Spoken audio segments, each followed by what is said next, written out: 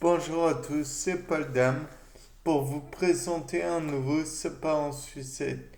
Et aujourd'hui, je voudrais vous parler d'un phénomène sur dont j'ai déjà parlé précédemment, à savoir les pigments des plantes et les rayons cosmiques.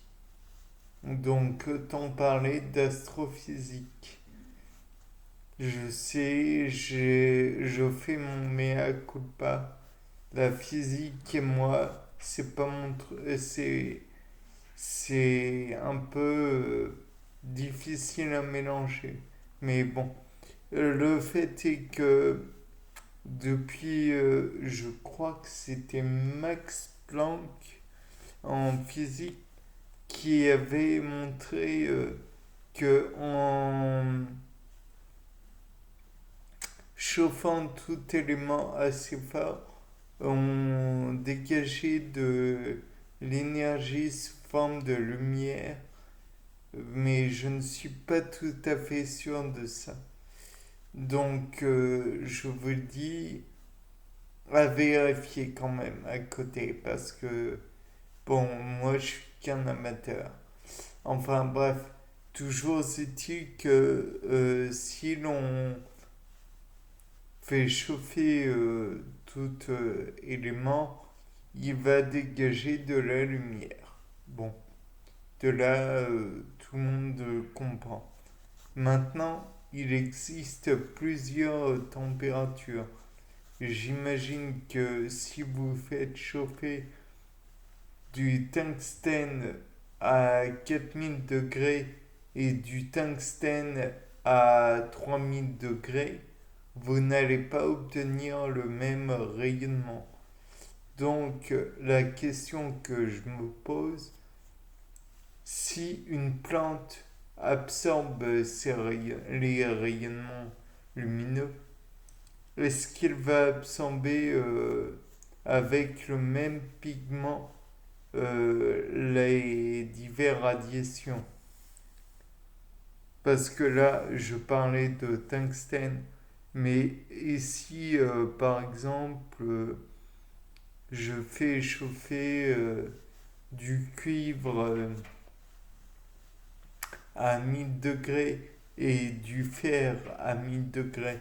Donc je crois que le cuivre fond aux alentours des 1100 degrés, le fer aux alentours des 1500.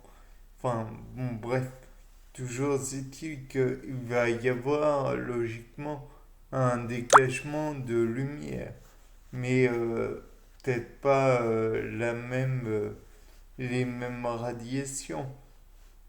Et si c'est pas les mêmes radiations qui vont être dégagées, est-ce que ce sera les mêmes pigments de la plante qui vont l'absorber?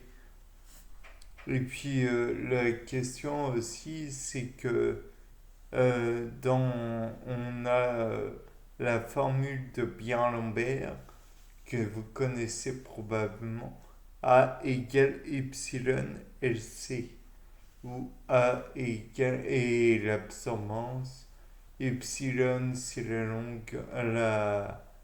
je crois pas que c'est la longueur d'onde, mais je sais plus tout à fait. Enfin, c'est une constante, une longueur, si je crois que c'est une longueur d'onde propre à chaque radiation lumineuse.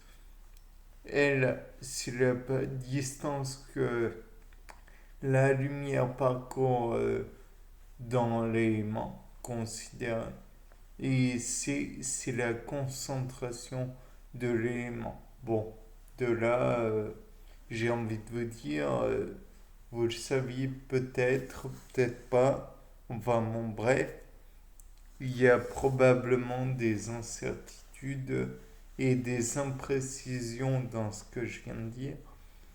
Toujours est-il que le fait est que si la plante doit absorber via ses pigments le maximum de lumière,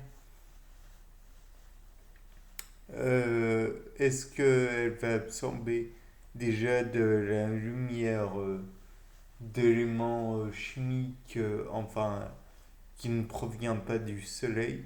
Je pense que oui. Et si elle absorbe ces radiations, va-t-elle absorber avec les mêmes pigments? Je doute, puisque s'il n'y avait pas euh, utilité d'absorber des pigments, je ne vois pas pourquoi il serait présent. La plante d'absorbe des radiations, je ne vois pas pourquoi il y aurait des pigments pour les absorber. La plante va pas chercher à faire des choses jolies juste pour les révéler durant l'automne. Enfin bref. De là, on peut dire que la radiation euh, va être absorbée par la plante de toute façon. Et le fait est que quel que soit le pigment, ça va, enfin, quelle que soit la radiation, elle va être absorbée par un pigment. Pigment plus ou moins en grande quantité, selon s'il est très présent ou non. Bien, c'était Paul Dame pour vous présenter un sapin en sucette. Au revoir.